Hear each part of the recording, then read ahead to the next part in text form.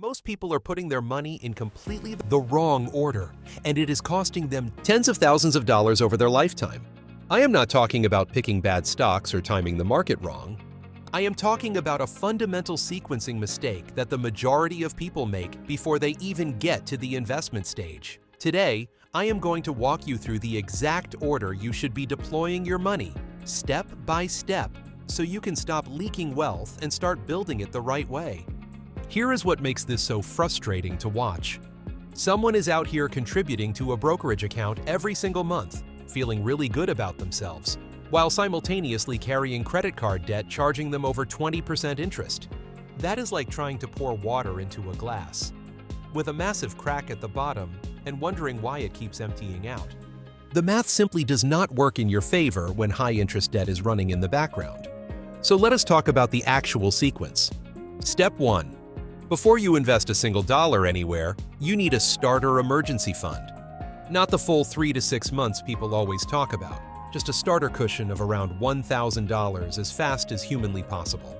Research from Vanguard actually found that people with at least $2,000 in emergency savings reported financial well-being scores that were 21% higher than those with nothing. That gap is enormous. The reason this matters so much is psychological.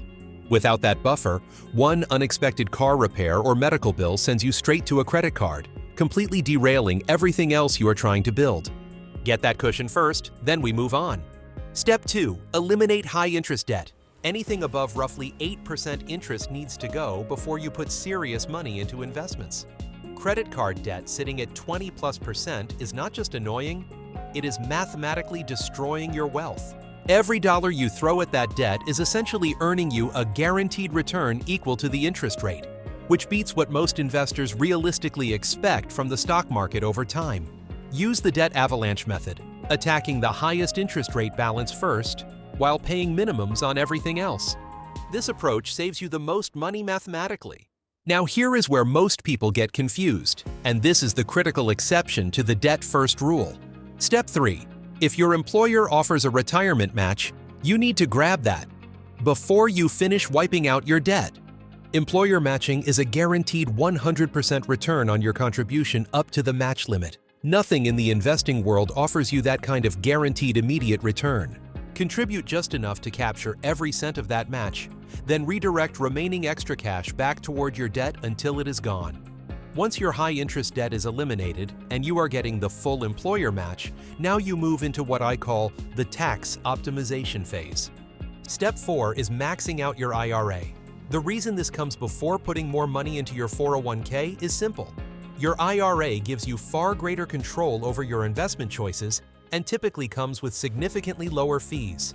Many employer 401k plans offer limited fund options with fees that can quietly eat away at your returns over decades. An IRA lets you access low-cost index funds and ETFs that charge almost nothing. For 2025, you can contribute up to $7,000 annually, or $8,000 if you are 50 or older. And now, the step that almost nobody talks about. Step 5. The health savings account.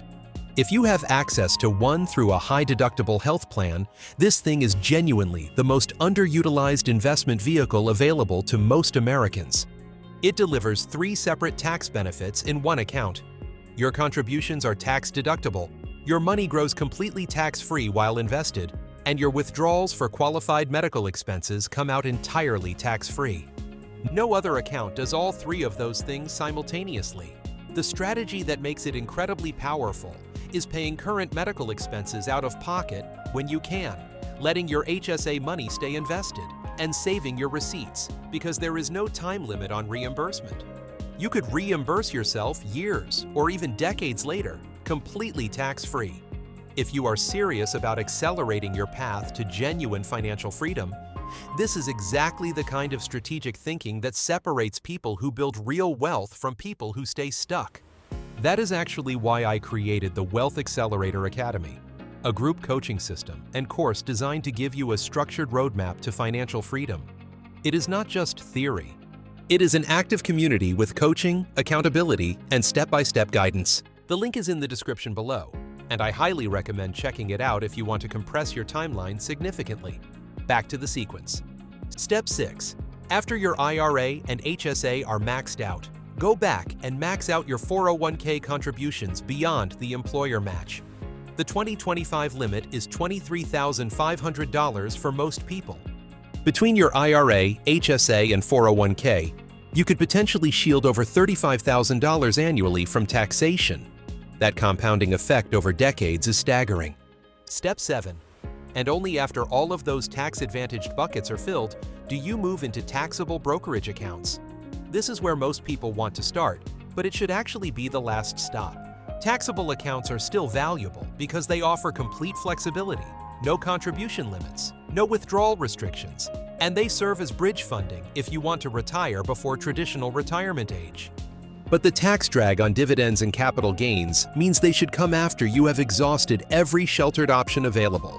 Here is the complete order simplified. Starter emergency fund. Eliminate high-interest debt. Capture your full employer match. Max your IRA. Max your HSA if eligible. Max your 401k. Then finally, taxable investment accounts. Each layer builds on the one before it, creating a financial foundation that gets more powerful over time. Most people skip straight to the exciting stuff and pay a massive price for it over decades.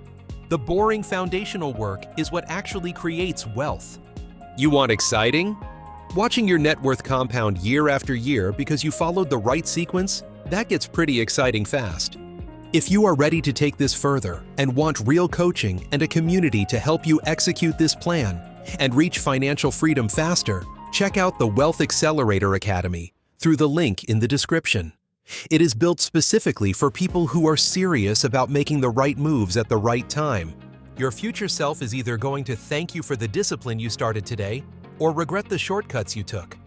Make the call that your future self will be proud of.